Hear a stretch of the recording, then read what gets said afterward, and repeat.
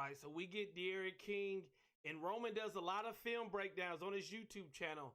Make sure you check that out. He's broken down Rhett Lashlee's offense and De'Aaron King as a player, and these are the two topics that I really want to talk about.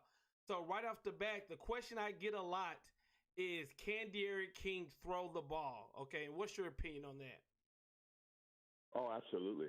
Just the little Miami Monarch piece that I put on my YouTube channel was just a quick hitter, really. I'm gonna really dive into it at the back end of this week and release another piece and another YouTube video for State of the U, the student of the game, and he 55 plus throw. Just next to quick feet, just throws a ball, just throws a dime. I have him throwing a couple of deep balls. Is very. Some of his percentage breakdowns, very, very good. He's over 50% downfield.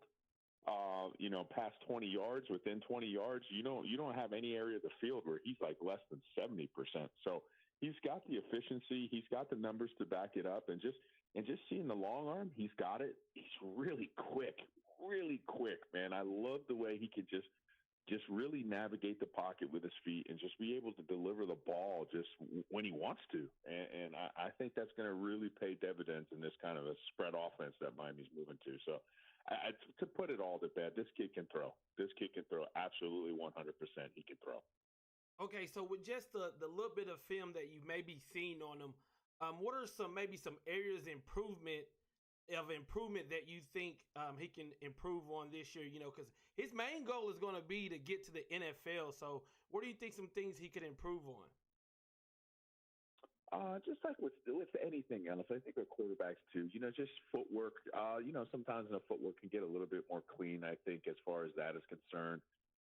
Reading coverages in the spread offense, a lot of the times, the reads are going to be a lot easier for you. So as you move into a more progressed NFL system, maybe you're going to have to, improve a little bit more in your back end reads, especially, something with Dan Enos because of the multiple looks and the multiple look defenses that were thrown at us. I think that could challenge you. But when you're literally in a spread and you live in 3x1 sets, 2x2s, you got defenses, blitzes aren't getting as exotically dialed up as they would if you're coming into your normal pro sets. I think that's going to be an advantage with Rhett Lashlee. But just to answer your question again, just some footwork issues I saw early on, and but a lot that's very common. That's very common to continue to work on your footwork until that becomes instinctual at the next level. Bro, who are you most excited about, the addition of Rhett Lashlee or De'Aaron King? Can I say both? Does that mean I was when Rhett Lashlee was hired, just so everybody knows, that was like my number one. People ask me, who do you want for this offense? Rhett Lashlee was number one before. Once they just parted ways with Dan Enos, I was like, go get me Rhett Lashlee. And I think one of the biggest reasons why I started watching a lot of SMU games prior to him, and I was like, really, I walked away impressed because as somebody who's just like a fan of college football and beyond, and really taking an affinity for the offensive side of the ball, is like, if I was going to run an offense, I would want to do like up-tempo spread that was multiple. You could just seamlessly transition and get 12 set to 11 set to 13 set to 20 set and just throw a lot. And I thought that's exactly what Lashley did. And, and then you turn around and you get De'Aaron King, because that, I just want people to realize, like last year, the quarterback at SMU, Bichelle, he wasn't necessarily the run threat. I mean, honestly, we have some guys in the current roster without De'Aaron King that are a lot more, have mobile game to them. There's a lot more mobile aspects to, definitely N'Kosi Perry is more mobile than Bichelle was. So you didn't really see, even with the numbers that Rhett Lashlee put up, and remember that he's only one of 13 teams in the country last year that put up over 40 points. And he didn't really do it with a mobile threat quarterback. So now when you have somebody like De'Aaron King to add that component, well, now you could go back to his Auburn days with Gus Malzahn and using that veer option offense where you get the quarterback zone read, you can design it.